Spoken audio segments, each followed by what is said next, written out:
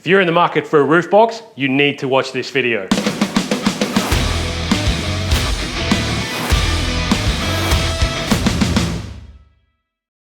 Hey, Matt and Braden here from Roof Racks Galore. Today we're going to be talking about roof boxes, also known as roof pods. So Braden, what can we expect to learn in this video? So today we're going to talk about the advantages of a roof box. We're also going to talk about the correct size for you, also how it's going to mount to your car, and other key differences between other pods, and we've also got some other tips for you as well. So Braden, one of the most common questions we get in our stores is why someone should go for the pod over something more traditional like a basket and bag system I've got in front of me here. Well, the main probably thing, Matt, is probably going to be the fact that it's very aerodynamically designed. So a lot of these pods are wind tested, so you can actually drive on your car, you're not going to get any wind noise, you're going to get really good fuel economy, and it's going to really cut down that noise is most important. Yeah, because these things in the wind, when they're not full or even full, can make quite a howl, and when you're driving 600 plus Ks, it's the last thing you want. She's not going to be a great trip. No. So what else? Because there can be a little bit of a drawback with security when it comes to just having a bag as well, isn't there? Yeah, so your boxes are all got the lockable lids, so they've got the key lock, but they're a latchable lid as well, so they all click in and close securely. So the best part is you can pull up, open the lid, get straight into your stuff, close it, lock it, and get away on your trip again. Yeah, a lot of pods are double opening as well, aren't they? So true, a lot of the pods are dual opening. There are a couple that are only single side opening, but the best part is you can have this on your car and access it from either side. Yeah, because that can definitely be a bit of an issue with the bag. I mean, you've got something buried at the bottom of it, half of it's coming out just to get that one item out. Especially in the rain too, trying to get that zipper open, because these are also like weather resistant too, Matt, so they're good for keeping your stuff dry, keeping the dust and all the wind and that out of there, so keeping your stuff all clean and ready to go for you. Yeah, I guess I could see there'd be a bit of an advantage as far as just securing the pod to the roof as well, because usually something like a basket is something basic like a U-bolt or something similar. Yeah, so most of the pods come with what's called like a quick release claw now, so you just slide it onto your roof racks, put the claws through, do them up and away you go. There are a few others that still use U-bolts, but most of them now got that quick claw release. Yeah, it makes life so much easier and quicker. So Braden, I can see you've got a lot of different variety of roof boxes here, from long, short, to narrow and wide. Why does the size matter in this situation? Well, Matt, size is a really important thing to consider when picking your box, because you've got lots of things to think about. So first thing would be your car itself. Because cars ranging from small little hatchbacks to wagons, four-wheel drives, and even your utes. So trying to find the right box that actually fits your car is very important. Yeah, I mean, I guess the roof box that's going to fit on my 200 series might not fit on my i20. No, exactly right. And other things to consider too with your car is that some cars have a lift-up hatchback, which actually reduces your roof. Yeah, that is quite common these, isn't it? Because that's going to hit the back of the roof box, isn't it? Yeah, which would mean you might have to go to a shorter pod because it can't lift up as much. So yeah, there's good things to cover. So why would I be going for a narrow box? I see they're a bit of an option in there as well. Yeah, so narrow boxes were brought in case you wanted to be able to carry like a kayak or a bike at the same time, but still wanted to have your clothes and stuff in a box all protected and secure from the elements. Yeah, I guess because having something wide like the box we've got in front of you here is not really going to leave too much room on most roofs for a kayak or a bike, is it? Exactly right, Maz, which is where the narrow boxes come in, gives you that ability to do both. Yeah, that's a good thing to consider. There really is a lot to consider when choosing the right box, isn't there? There is a lot to consider, Matt. All right, so we've covered the sizing and everything of your box and from the outside, but what about everything I want to put in the box? How do I determine the right box for what I'm trying to carry? Yeah, so one of the important questions you probably get asked when you pick in the box is what are you actually intending on actually carrying? So we got some of the more popular items that we get asked for, which is prams, suitcases, golf clubs. Wait, why don't we have skis here? Well, it's Queensland, mate. We don't really snow here. That's a fair point. So some of the items are a bit bulkier. So the best thing you can do is actually measure all the stuff that you've got, get all the dimensions, and then find out which box suits you. If you don't know which box it is, Matt, and you're trying to find the dimensions, you can jump on our website. We have all the internal dimensions there for you, and you can even weigh your stuff too, because weight is an important factor to consider as well. So I can see there's already a fair few bags in this box here. Is this an optional extra or something, or? Yeah, so some of the boxes themselves may actually come with bags, but other ones actually have it as an extra. You can buy bags designed for the pod, so you can maximize how much you put in there. Yeah, 'cause I did notice this one here is on a nice angle, so they really do make sure you can get every inch used. Yeah, most definitely. Really so having that angled means the box will actually close nicely, but you get to use as much of that space as possible. So we covered on the dimensions of the box, internal, external, everything I can put in there.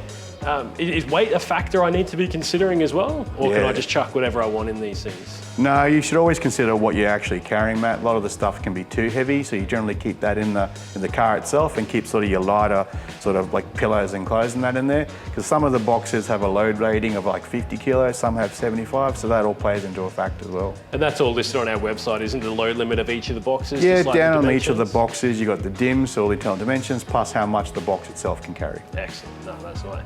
And so once I've got my load in there, is there a way to secure my load, or is it just going to be bouncing around inside the box? No, I definitely don't want it bouncing, Matt. Every box has actually got tie-down points built into it, and they all come with a pack of straps for you as well, so you can tie it all down. Oh, excellent, excellent. Man, we've covered a lot here just in this small segment with external dimensions, internal dimensions, load carrying. It really is best to just try to get down to one of the stores and have a chat with an expert, isn't it? Yeah, definitely. If you're still having trouble finding the right size, come on down to any of our locations. We can even try the items for you and find the correct box for you. So Braden, we've covered different size boxes, lengths, widths, internal dimensions, the load capacity of the box. How do I actually get a roof box on my car? Well, the first thing you need to do, Matt, is actually make sure you've got roof racks on your car. Right. So if you don't have racks, you can come into one of our stores or even shop online and we can find the correct rack for you, get that all fitted, and then the box can get ready to go.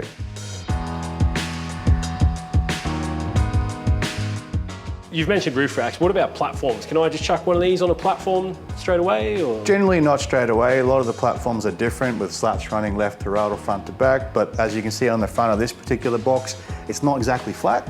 So therefore you need to have some sort of accessory to attach it. So you're better off coming into a Roof Racks Galore store or chatting to the online experts, and we can find the right attachment to allow the pod to attach to your platform.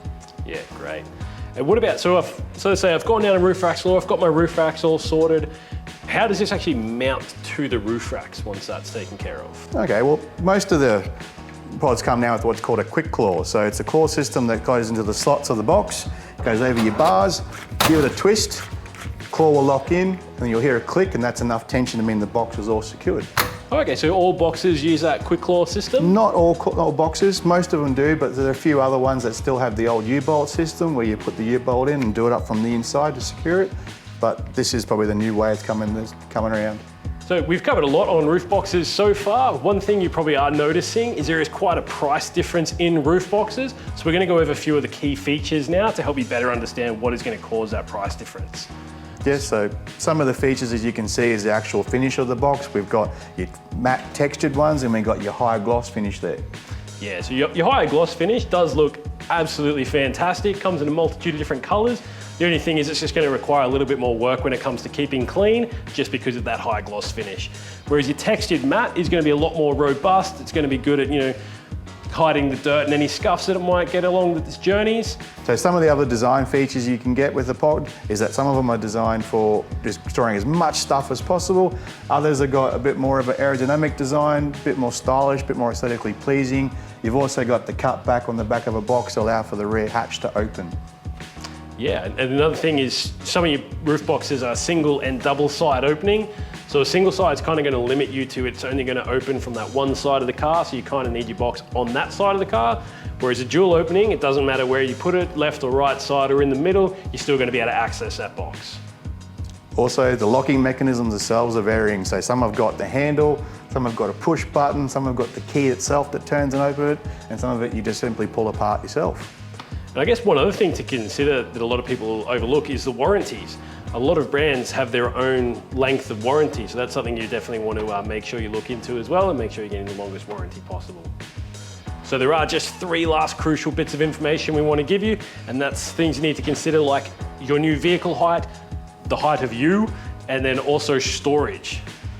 So what have you got for us on vehicle height, right? So height's a big thing to consider. So a lot of these boxes, when you put them onto the vehicle, it's going to add over 40 centimetres to your car. So the last thing you want to do is not know the height of your vehicle, drive into a parking lot or a garage or something, and have a really bad day. Yeah, that's not something you want to experience. Definitely not. So when it comes to considering your height and your vehicle height is, if you're a little bit vertically challenged and you've got a big SUV, it can be quite awkward reaching up and putting all your stuff in your roof box. So that's where things like this rear mounting system come into effect. So this just mounts onto your tow ball, keeps everything down nice and low. Another solution we have is called drop racks, and they basically are going to drop your roof box off the side of your car, so what is a much more workable level. If you have a ute, there are tub racks as well that'll go on the tub of your ute to keep that nice and low for you. And the last thing to consider is actually where you're storing your box once you're finished with it. So if you don't want it, you go in your car all the time, you want to take it off, we have things called wall hangers that allow you to mount it to the wall, or we have a roof hoist system that comes down and can lift it off for you, but it also makes a good way of mounting it to your car if you're by yourself. Oh, thanks so much for joining us today and watching our video about roof boxes. I hope you found it educational. If you do have any questions that you feel we didn't answer, make sure you put them in the comments down below. We'll be sure to reply to them.